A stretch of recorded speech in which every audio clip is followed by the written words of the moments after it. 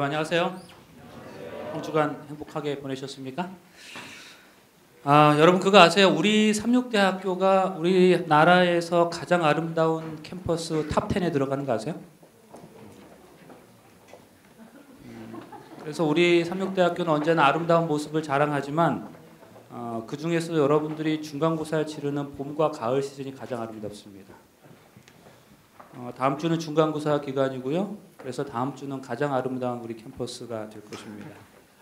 아마도 가장 바쁘고 분주한 중에도 또 하나님께서 우리에게 그런 것에 파묻혀 살기보다는 더 큰 것, 더 아름다운 것, 또 하나님을 기억하도록 하시기 위함이 아닌가 생각합니다.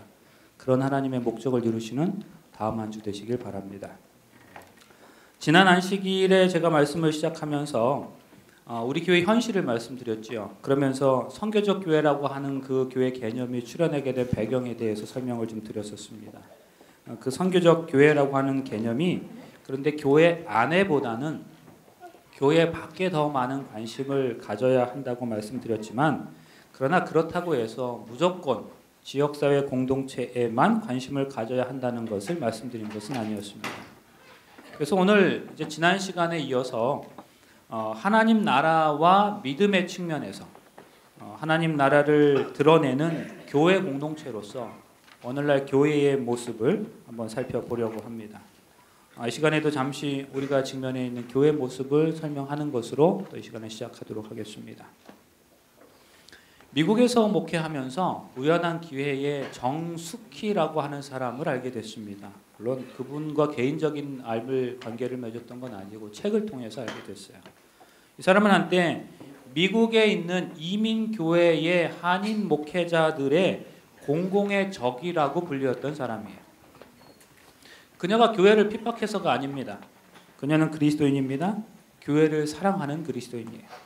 그럼에도 불구하고 그녀가 그렇게 공공의 적이라고 불렸던 이유는 1998년도부터 2007년까지 10년 동안 한국 교회에 아주 오점을 신랄하게 밝혀내는 칼럼을 미국의 한국일보에 계속해서 연재했기 때문이었습니다. 그리고 그 칼럼들을 모아서 책으로 출판했습니다. 그 책의 제목이 그들은 왜 교회를 떠났을까? 그런데 그 책 중에 한 내용의 제목이 우리들의 교회입니다.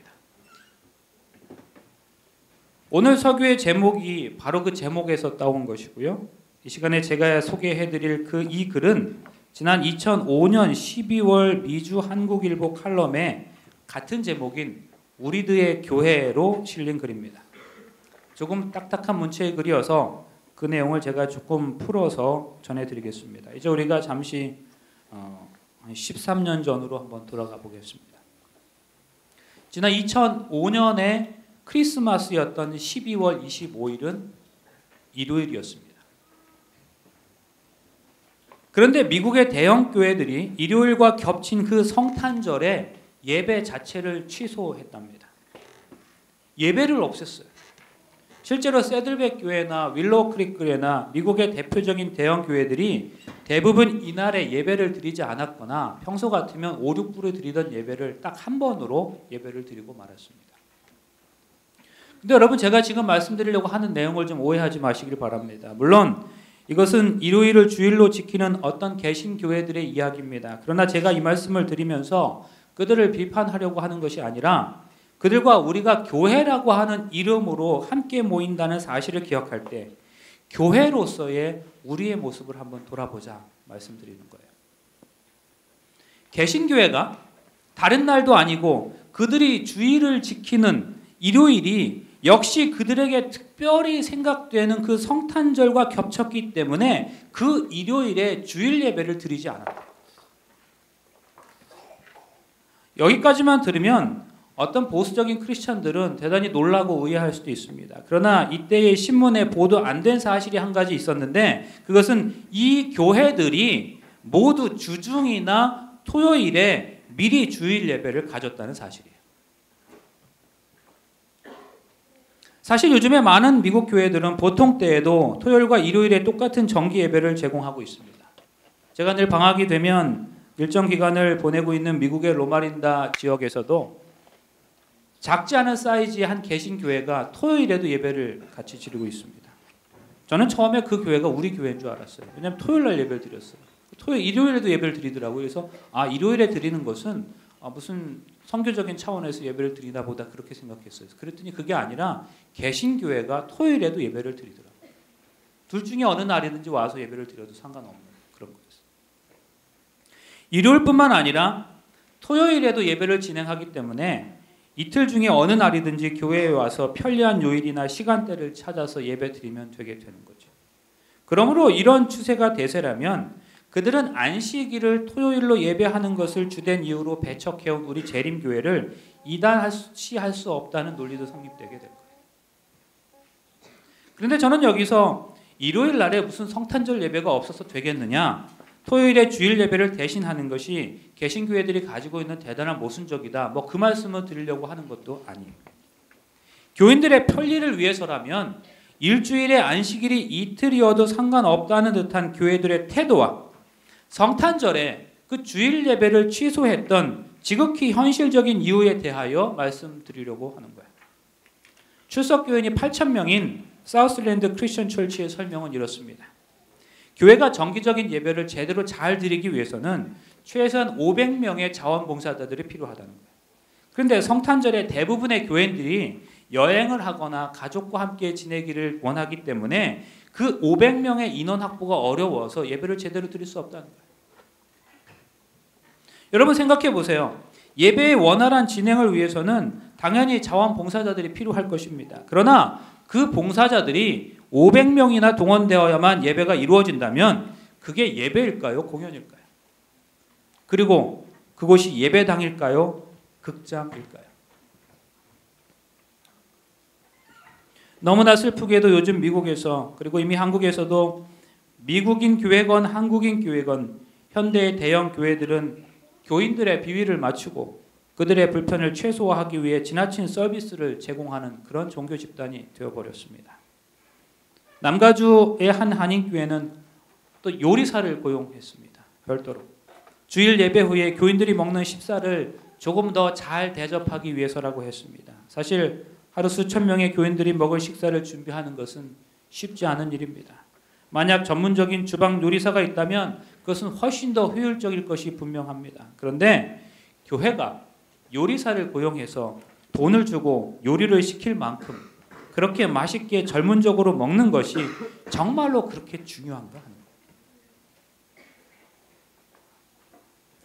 교인들이 교회를 찾는 이유가 제대로 된 밥을 먹으러 가는 것은 아니지 않는가 하는 거예요.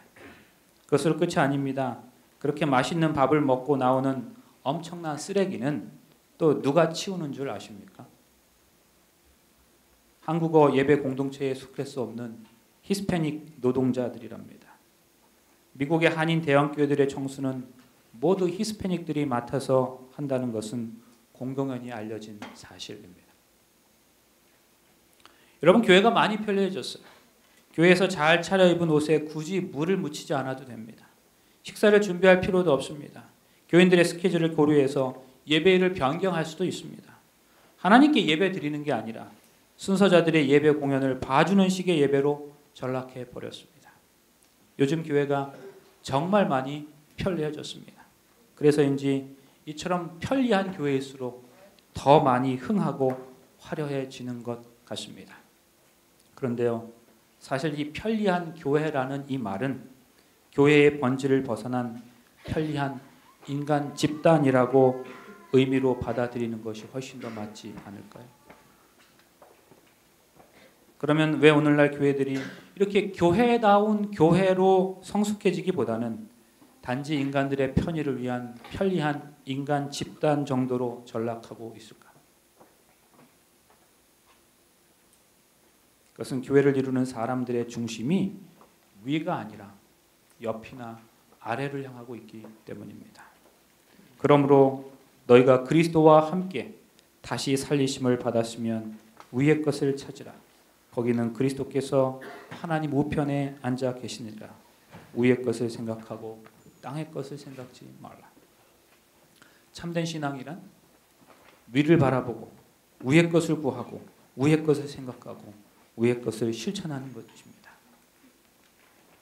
그런데 이러한 마음으로 신앙하는 교회, 그렇게 신앙하는 그리스도인들은 이제는 점점 더 찾아보기 어려워졌습니다. 교회는 더 많아졌고 교인 수는 이전보다 훨씬 더 늘었는데 하나님 보시기에 아름다운 신앙을 하는 그리스도인들을 찾아보기가 더 어려워졌어요. 평균적으로 세계 바닷물의 염도가 3.5%랍니다. 이 3.5%의 소금기가 바닷물을 썩지 않게 하지요. 그런데 작년 2017년도에 발표된 자료에 의하면 전 세계 인구 가운데 기독교인은 24억 7천만 명인데 모든 종교를 통틀어서 부동의 1위래요. 그러면서 이 통계를 얘기하면서 앞으로 30년 동안 기독교가 이 자리를 내주지 않을 것 같다 그랬어요. 역시 작년 말에 발표한 자료에 의하면 대한민국에서 기독교, 불교 등을 포함한 모든 종교인의 비율이 46.5%예요. 이 중에서 천주교를 제외한 개신교의 비율은 20%였어요. 그런데 여러분 이걸 뭐라고 얘기하는지 아세요? 이걸 거짓말이라고 해요. 뻥이라고 해요. 왜요? 3.5%의 소금기가 바닷물을 썩지 않게 한답니다. 그런데 이 땅에 정말 그리스도인이 20%가 넘는다면, 정말로 세상에 소금기 같은 그리스도인이 이 땅에 20%가 있다면 이 세상에는 발붙일 부패가 없어야 합니다. 그래야 합니다. 그런데 우리는 그렇지 못한 현실을 봅니다. 그 숫자 자체가 거짓은 아닐진데 그 많은 숫자로도 이 세상을 변화시키지 못하는 이유는 무엇일까요? 도대체 어디서 잘못됐을까요?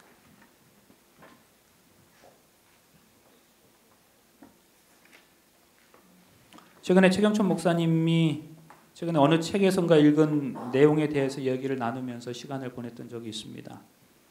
우리는 때때로 성경에 나타난 초대교회의 상황들, 그 형편들, 그 모습들을 보면서 전혀 흠이 없는 완벽한 모습인 것으로 참 생각할 때가 많이 있어요. 그래서 우리가 초대교회의 모습으로 돌아가자, 뭐 그렇게 하면서 얘기하기도 합니다. 그런데 사실 그 초대교회를 또 면밀하게 생각해보고 살펴보면 그 초대교회는 여전히 발전의 필요성이 있었던 또 그런 교회였다는 사실입니다. 일리가 있는 인사이트라고 생각했어요. 그래서 성경을 좀 찾아보았습니다.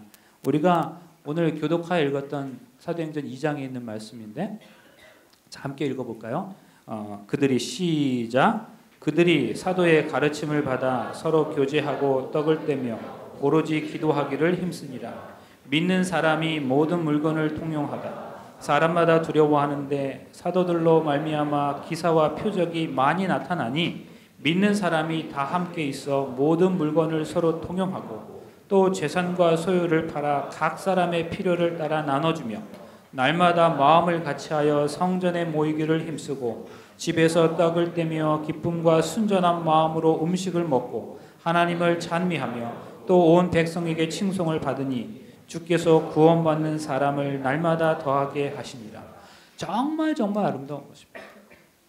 천국이 따로 없습니다. 천국이 있다면 정말 이런 모습 아닐까요? 그런데 사실 또 가만히 생각해 보면 이 초대교회의 상황을 설명하고 표현하는 또 다른 성경줄들이 있더라고요. 그때의 제자의 수가 더 많아졌는데 헬라파 유대인들이 자기 과부들의 매일 구제에 빠짐으로 히브리 사람들을 원망하니 히브리파. 바울 및 바나바와 그들 사이에 적지 아니한 다툼과 변론이 일어난지라. 또 볼까요? 바울과 바나바가 심히 서로 다투어 피차에 갈라서니. 여러분 이것도 초대교회의 모습이었어요. 이런 성경절들이 문득 머리에 떠오르면서 그 초대교회의 모습 속에서 오늘 우리가 교회가 경험하는 문제들의 원인과 해결책을 좀 찾을 수 있지 않을까 하는 그런 생각이 들었어요. 그래서 사도행전을 제가 1장부터 다시 살펴보기 시작했습니다. 사도행전 1장을 열면 마띠아라고 하는 사람을 예수님의 12제자로서 보선하게 되지요. 그리고 그 12명으로 시작된 예수님의 제자들의 모습 속에서 또 그들의 함께 모여서 기도하던 사람들의 숫자가 몇 명이라고 기록되어 있어요? 120명이요. 그리고 그 위에 이런 표현이 등장합니다. 그 말을 받는 사람들은 침례를 받음에 이날의 제자의 수가 3,000이나 더하더라. 그들은 사도에게 하나님의 말씀을 배우고 성도의 교제를 통해서 서로 기도하기를 힘썼습니다. 그랬더니 하루에 3,000명에 달하는 사람들이 회심하는 사건이 일어났어요. 그것은 일대 사건이 아닐 수 없었습니다. 그런데 그것으로 그치지 않아요. 지금 이 표현은 사도행전 2장의 사건인데요. 사도행전 4장을 열어가면 또 이런 사건을 증언하고 있습니다. 말씀을 들은 사람 중에 믿는 자가 많으니 남자의 수가 몇 명? 5천이나 되었더라. 하루에 3,000명이 침례를 받은 것만 한 것도 놀라운 일인데 이제 얼마 지나지 않아서 무려 5,000명의 사람들이 또 생겼다는 거예요. 그러니까 며칠 사이에 8,000명의 사람들이 믿는 사람들이 생겨나게 된 거죠. 사실 성경 사도행전은 계속해서 믿는 사람들이 증가했다고 얘기합니다. 자, 지금부터 제가 12개의 성경절, 사도행전에 나타난 지금 사도행전 4장 4절 이후로 나타난 사람들의 숫자를 얘기하는 것 같은 성경절을 찾아왔어요. 자, 12가지를 한번 살펴보겠습니다.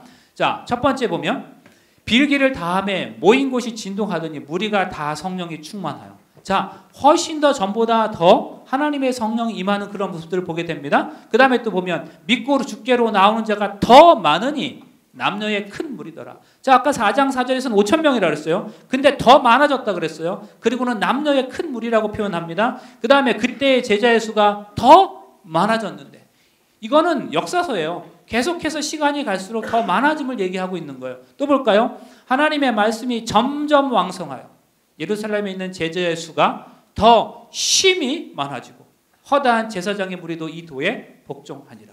계속해서 시간이 갈수록 그 숫자가 늘어나는 모습을 보는 거죠. 교회가 평안하여 든든히 서가고 주를 경외함과 성령의 위로도 수가 더 뭐하니라? 많아지니라. 계속 많아지죠. 또 봐요. 이방인들에게도 성령 부어주심을 인하여 놀라니라. 이제는 이방인들에게도 하나님의 성령이 임했다는 것입니다. 그 다음에 또 볼까요?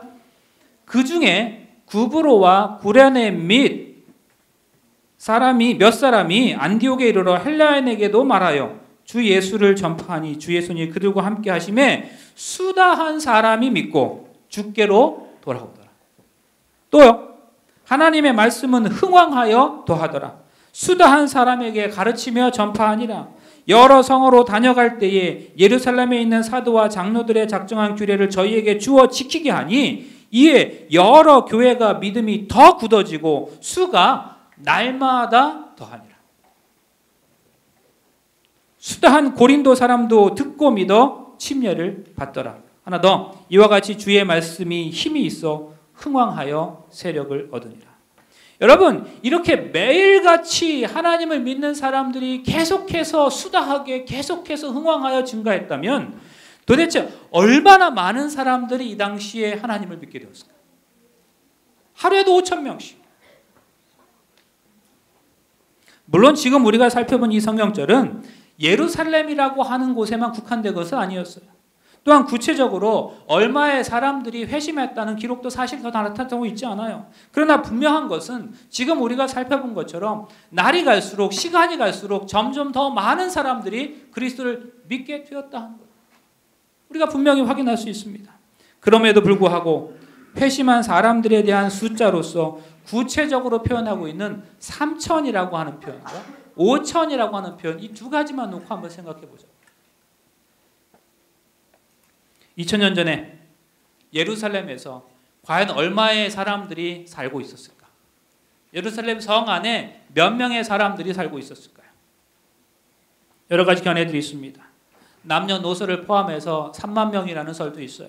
그리고 5만 명으로 추산하기도 합니다. 그러나 학계에서 가장 널리 인정받고 있는 숫자는 2000년 전 예루살렘의 인구 밀도를 근거로 산정한 8만 명입니다. 물론 이 수는 남녀노소를 다 포함한 수의 8만 명이에요. 오늘날의 도시 개념으로 보면 당시 예루살렘의 수가 얼마나 작았는지를 이해할 수 있습니다. 근데 그 작은 성읍에서 불과 며칠 사이에 3,000과 5,000, 8,000명이 되는 사람들이 그리스도인이 되었대요. 그런데 이 사도행전 4장 4절에서 그 숫자가 남자들만 5,000명이라 그렇게 얘기했어요. 그러니까 남자의 수만 8,000일 거예요. 2000년 전 유대인들은 사람의 수를 셀 때에 여자와 아이들은 제외했기 때문입니다. 따라서 그리스도인이 된 것으로 언급되었던 이 8천이라고 하는 숫자는 대부분 남자였을 것이고 그리고 그들은 가장이었을 거예요. 그리고 당신은 한 가장의 종교가 그 전체 가정에 의해서 결정되던 일이 그 시대임을 감안하게 되면 결국 8천 가장이라면 8천 가정이 예수님을 영접한 셈이 되는 것으로 유추할 수 있어요. 또한 당신은 대가족 제도였으니까 엄마와 아빠 그리고 두 자녀 그리고 그 엄마 아빠의 한 부모만을 생각해봐도 한 가족이 한 세대가 5명만 생각해봐도 8천 곱하기 5는 얼마? 4만. 결과적으로 4만 명이 뭐 예수님을 영접했거나 아니면 그 복음의 영향권 안에 들어있었을 거라는 거예요. 몇 명 중에서? 8만 명 중에서. 몇 명이? 4만 명. 그래서 어쩌면 성경에서 이런 표현이 나오고 있는지도 모르겠습니다. 유대인 가운데 믿는 자가 수만 명이 있으니 다 율법에 열심히 있는 자라. 정말로 그렇다면 이것은 예루살렘 전체 인구 8만 명의 절반에 해당하는 숫자예요. 여러분 생각해 보세요. 불과 며칠 사이에 예루살렘 전체 인구의 50%가 되는 그리스도인이 된 것이고 두 사람당 한 명꼴로 예수님을 영접했습니다. 생각할수록 엄청난 대기록이 아닐 수 없죠. 이 부분에서 교회 성장을 연구하는 학자들은 대단히 힘을 얻습니다. 본래 예수님의 제자는 12명 뿐이었어요. 그 12명이 120명이 됐어요. 그리고 그 120명이 오늘 본문에서처럼 3천 가정이 더해지고 그리고 4장에서 다시 5천 가정이 더해지고 교인의 수가 천문학적으로 비율로 계속해서 올라가고 있는 거예요.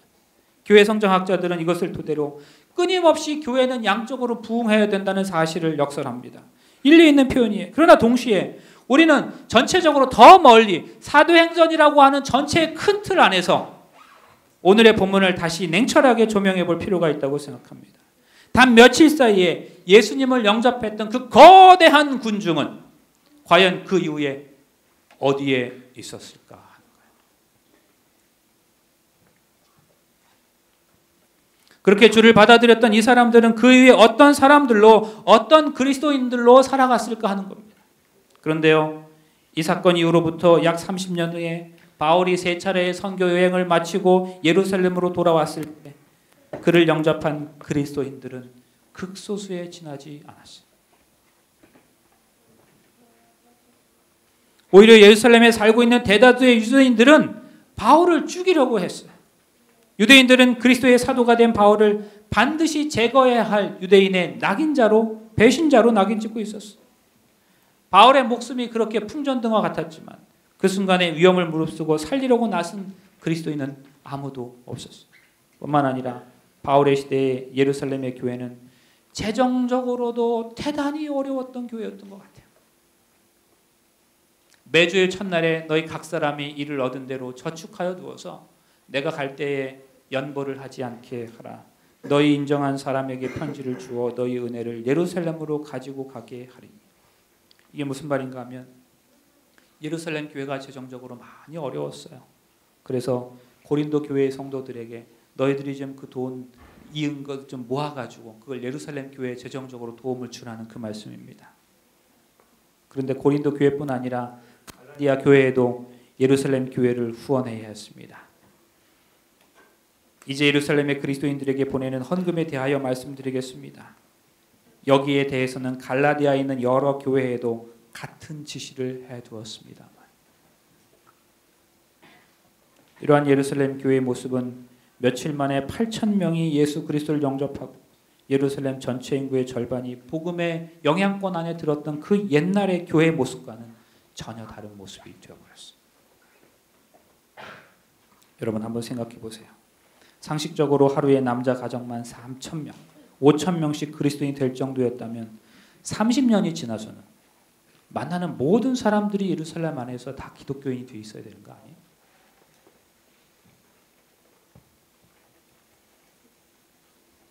근데 정반대였어요. 예루살렘 도처에 예수님의 대적들로 가득 찼어요. 만약 예루살렘의 경비대장이었던 로마 군대의 천부장 루시아가 군대를 풀어서 바울의 생명을 지켜주지 않았다면 바울은 로마 복음화를 위해서 로마에 가기도 전에 이미 살해되었을 거예요. 바울이 예루살렘에서 이렇듯 절체절명의 위기에 처해 있던 그때 그 많던 그리스도인들은 다 어디에 갔을까? 초대교회 역사가 기록된 사도행전에서는 방금 전에 우리가 살펴본 것처럼 하루에 남자 가정만 3,000명 침례를 받고 5,000명이 믿기 시작했음을 전해주고 있을 뿐만 아니라 그 사도행전 2장과 4장을 넘어서도 여전히 많은 수없이 믿는 무리들이 주님을 영접한 것으로 나타나고 있다고요. 그러나 사도행전 8장의 증언처럼 스데반의 순교로 시작돼서 예루살렘의 박해가 시작되니까 사람들이 일시에 많이 빠져나가기는 했어요. 그런데 그렇게 사람들이 그렇게 떠난 것을 감안한다 하더라도 한 도시 인구의 절반에 해당하는 대군중이 떠나지 않는다는 것, 그런 것이 현실적으로 불가능하다면 한 가지 이유밖에 설명할 길이 없습니다. 뭘까요? 왜 그들이 그렇게 침례받고 그렇게 그리스도를 영접했던 그 많은 군중들이, 그 많은 대중들이 왜 없어졌을까?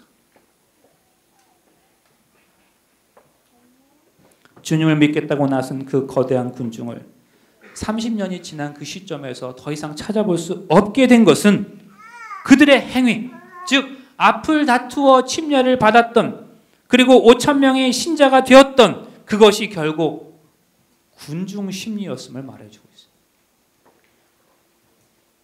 그들은 순간적인 분위기와 감정에 휩싸여 침례 형식을 취했을 뿐이라는 거예요. 표현이 너무 지나치다고요? 그럼 이렇게 표현해 볼까요?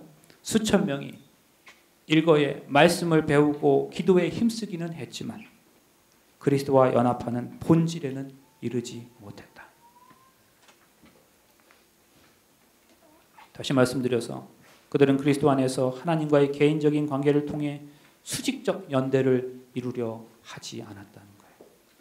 오늘의 본문 성경절을 다시 보겠습니다. 그 말을 받은 사람들은 침례를 받으며 이날에 제자의 수가 3,000이나 더하더라. 저희가 사도의 가르침을 받아 서로 교제하며 떡을 떼며 기도하기를 전혀 힘쓰니라. 근데 여기 제자의 수가 그랬어요.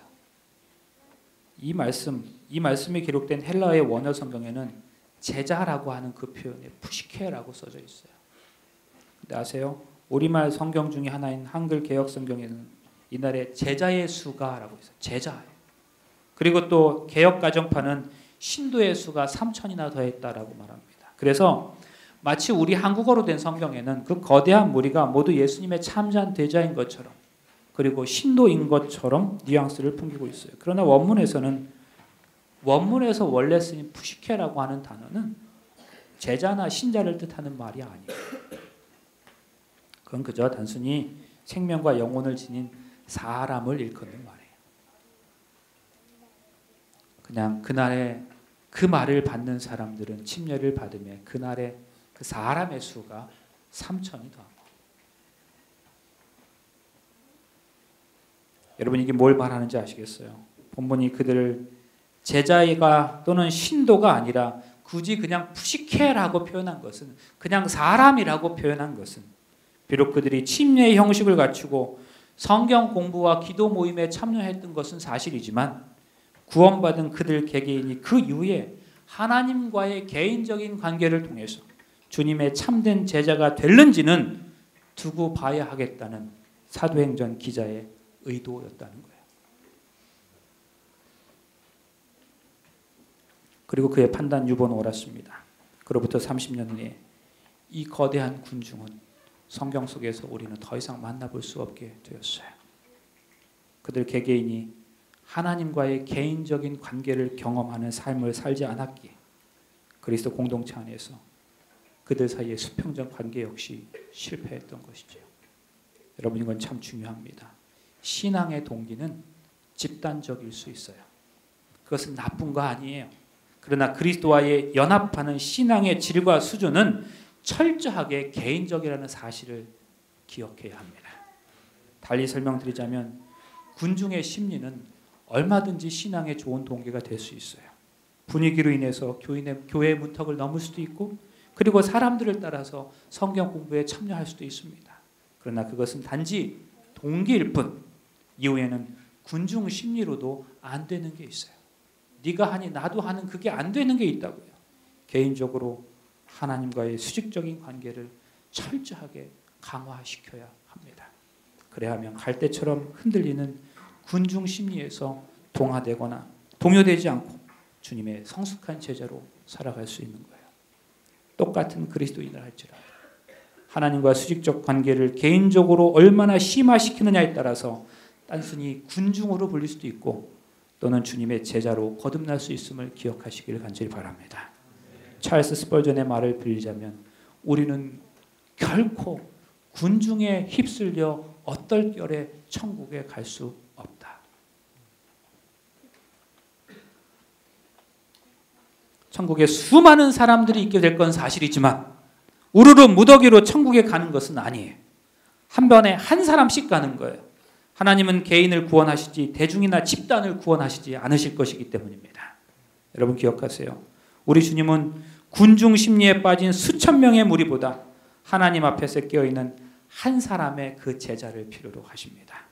세상을 살리는 주님의 도구로 쓰임받는 사람은 자기를 상실한 수천 명의 군중이 아니라 홀로 깨어있는 한 사람의 제자이기 때문입니다. 잊지 마세요. 신앙은 결코 패션이 아니에요. 이벤트도 아니에요. 하나님을 믿는다는 것은 하나님과의 더 깊은 관계를 위해서 우리가 매일의 삶에서 개인적인 관계를 유지한다는 것을 의미합니다. 눈을 들어 겟세마네를 보세요. 주님께서 가장 믿었던 베드로와 요한 그리고 야고보마저 잠에 골아 떨어졌어요. 주님께서 그 캄캄한 밤 죽음을 눈앞에 둔 그 마지막 시각에 그 외딴 동산 위에 깨어있는 분은 오직 우리 주님뿐이셨습니다. 고독할 수밖에 없는 순간. 그러나 주님께서는 그 고독 속에 당신을 던지셨어요. 하나님 앞에서의 그 수직적 고독이야말로 십자가의 죽음과 부활을 위해 절대 필요한 과정이었기 때문이었습니다. 조금 나아가서 얼굴을 땅에 대시고 엎드려 기도하며 가라사대 아버지여 만일 한만 하시거든 이 잔을 내게서 지나가게 하옵소서.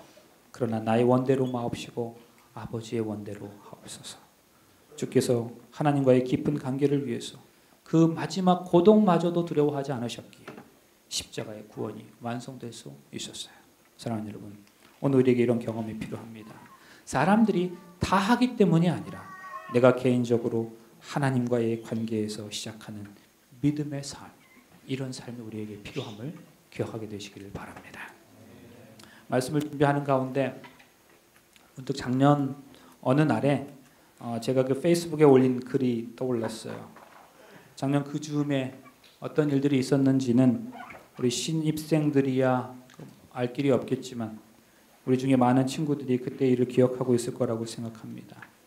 우리 대학교에서 매 10월마다 열리는 축제에 어느 가수를 초청하는 일과 관련해서 학교가 꽤 시끄러웠던 적이 있었습니다. 그런데 그것과 관련해서 그 즈음에 제 머릿속에 떠오르는 또 하나의 사건이 있었어요. 그게 뭐로 25년도 더 지난 미국의 그 LA 흑인 폭동이었습니다.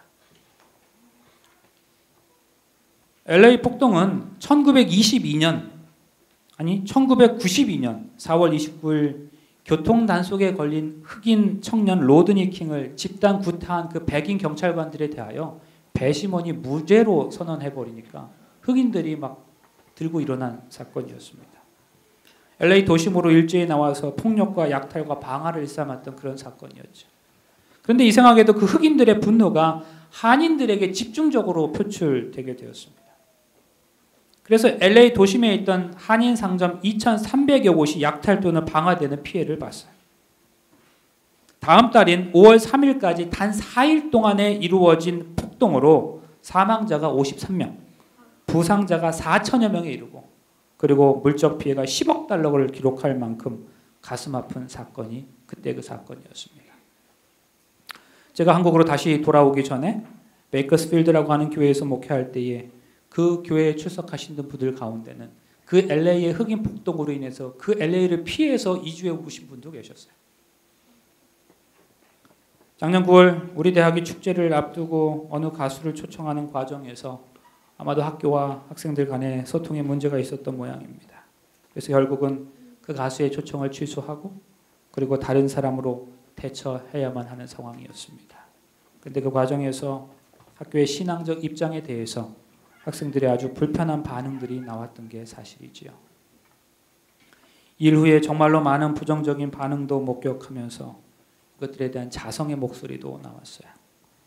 당사자들 개인적으로 만났다는 내용도 있었고, 안 그래도 어렵고 힘든 이 교내 선교에 더더욱 어두운 그림자가 덮였다는 우려의 목소리도 있었습니다. 실제로 교단과 학교에 대해 더 부정적이고 격앙된 글들이 SNS에 많이 올라왔었습니다.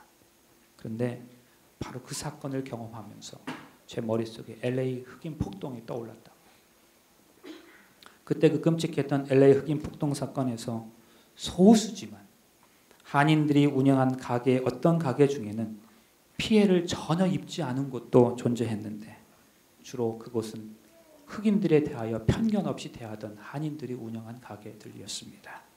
실제로 LA에서 환전상을 겸한 슈퍼마켓을 운영하던 홍정복이라고 하는 여인이 그 지역의 흑인 및 히스패닉들에게 마마라고 불릴 정도로 누구에게나 친절한 사람이었습니다. 그런데 그 집 가게는 LA 폭동 당시에 흑인 주민들이 오히려 교대로 경비로 서가지고 아무런 피해를 입지 않았대요. 그런데 그 사건이 있은 지 7년 후에 1999년 2월에 안타깝게도 이 여인이 히스패닉 갱단의 총에 맞아 죽는 사건이 있었습니다. 물론 흑인 폭동과는 아무런 관련이 없는 사건이었어요. 그런데 그 장례식은 로스앤젤레스에서 대표적 흑인 거주지인 사우스 센트럴 세인트 브리지드 성장에서 치러졌습니다. 그런데 그것은 지난 15년 동안 그 홍씨를 마마라고 불려왔던 흑인 인근 주민들이 이곳 주민도 아닌, 그 지역의 주민도 아닌 그 홍씨를 그곳에서 장례식 치르게 해달라고 그 유가족들을 설득해서 거기서 치르게 된 장례식이었어요. 그 장례식에서는 홍씨 가게의 단골 손님이었던 LA 카운티 운수국 소속 버스 운전사 6명이 정복을 입고 홍씨의 간을 운구했습니다. 이를 지켜보던 많은 흑인과 히스패닉 조문객이 흐느껴 울었습니다. 교통이 마비됐어요. 식당에는 주민은 물론 그 지역 모든 시위한 인사들, 수많은 언론사 취재진까지 주차할 자리를 찾지 못한 사람들은 그저 몇 블록 떨어진 그 홍씨의 가게 위에다가 꽃다발을 두고 내려갔습니다. 어떤 진짜 히스패닉 갱단이 이렇게 썼어요. 마마, 우리가 사진자를 찾아 대가를 치르게 할게요. 주민들은 홍씨의 돈을 빼앗고 총을 쏴 숨지게 한 2명의 히스패닉 범인이 인근 주민은 아니라고 확신하고 있었어요. 기저귀와 우유를 살 돈이 없는 젊은 어머니에게 필요한 물건을 싸주면서 돈은 다음에 주세요. 이렇게 말하던 푸근한 중년 여인. 맥주 깡통 몇 개를 훔쳐 급히 달아나던 청년 뒤에서 넘어질까 걱정하던 어머니 같은 모습. 생계 보조비 수표를 현금으로 바꾸면서 술을 사는 남자의 집에 전화를 걸어서 부인이 돈을 직접 받아 가도록 챙기던 잔잔한 그 마마를 모르는 인근 주민은 없었기 때문입니다. 그때 썼던 제 글은 이렇게 이어집니다. 왜 우리는 홍씨처럼 평소에 그러지 못했을까? 선교적 교회 입장에서 모든 교인이, 모든 개인이 교회다. 그래서 개인이 그렇게도 중요하다. 얼부인도 한 개인의 목소리의 중요성에 대한 말씀을 여러 번 하셨다. 사람들이 일상의 삶에서 만나는 교회인, 그리스도인 개인의 삶을 통해서 세상은 교회를 이해하고 천국을 이해하게 된다. 평소에 진짜 그리스도인다운 삶을 살았던 한 그리스도인이 여기에 있었다면 사람들은 그 그리스도로 인해서 자신들이 기독교에 대해 함부로 말하기 이전에 적어도 그 사람의 삶을 기독교에 투영해 보려고 노력해보지 않았을까? 그래서 혹시 자신들이 보고 있는 기독교가 기독교 전체의 모습은 아닐 수도 있겠구나 하고 진지하게 생각하지 않았을까? 내가 곧 교회다. 사람들은 그룹으로서의 교회를 만나기 이전에 일상의 삶에서 보이는 그리스도인 나 개인을 통해 교회를 느끼고 경험한다. 한인들을 향해 폭동을 일으켰던 흥분한 흑인들이 홍씨의 가게만은 그들 스스로가 보호하고 지켰던 것은 적어도 홍씨만큼은 자신들을 진심으로 위하고 사랑한다는 믿음이 있었기 때문이었다. 홍씨만큼은 다르다고 느꼈고 오히려 자신들의 보호를 받아야 한다고 생각했다. 이러한 때에 적어도 그리스도인 아무개만큼은 다르다고, 그래서 그의 믿음의 삶을 볼 때에 어쩌면 우리가 이해하고 있는 기독교의 참된 모습은 이것이 아닐 수도 있겠다고, 그것이 우리가 아는 전부가 아닐 수도 있겠다고. 그들의 마음에 또 다른 삶의 물음표를 던져줄 사람은 과연 누굴까? 세감의 안식일마다 정기적으로 모이는 숫자가 200명이 넘었다고요. 그리고 올 한 해가 다가기 전에 300명에 도달할 것처럼 보인다고요. 나는 이번 여름에 제자훈련 신청했다고요. 나는 벌써 여러 번째라고요. 좋은 일이에요. 장한 일이에요. 그러나 기억하세요. 초대교회 시대는 하루에도 수천 명씩 침례를 받아요. 그러나 그 많던 숫자들이 공동체로서는 그렇게 보였는지 몰라도 개인으로서는 하나님과의 깊은 관계가 부족했을 때 어떻게 되었는지 우리의 눈으로 확인할 수 있죠. 숫자에 속지 마세요. 스스로에게 물어보세요. 나는 과연 하나님의 교회적 삶을 매일매일 실천하며 살아가고 있는가? 내 삶에서 하나님이 차지하는 부분은 과연 얼마만큼인가? 나는 과연 공동체 속에서 교회의 한 일원으로서 소위 묻어가는 사람인가? 아니면 이 모든 사람들이 그리스도를 다 저버려도 교회 공동체가 참된 빛과 소금의 역할을 감당하지 못해요. 모든 사람들이 교회를 손가락질한다 할지라도 봉헌형 너 하나 때문에 내가 그리스도를 싸잡아 비판하지 못하겠다고 하는, 그렇게 할 만큼 나 하니만이라도 교회를 대표하며 나는 오늘도 교회적 삶을 그렇게 살아가고 있는가?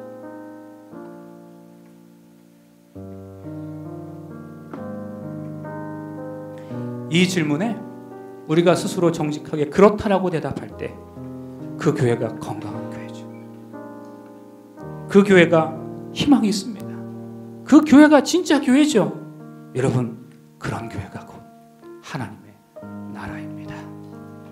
말씀 마치겠습니다.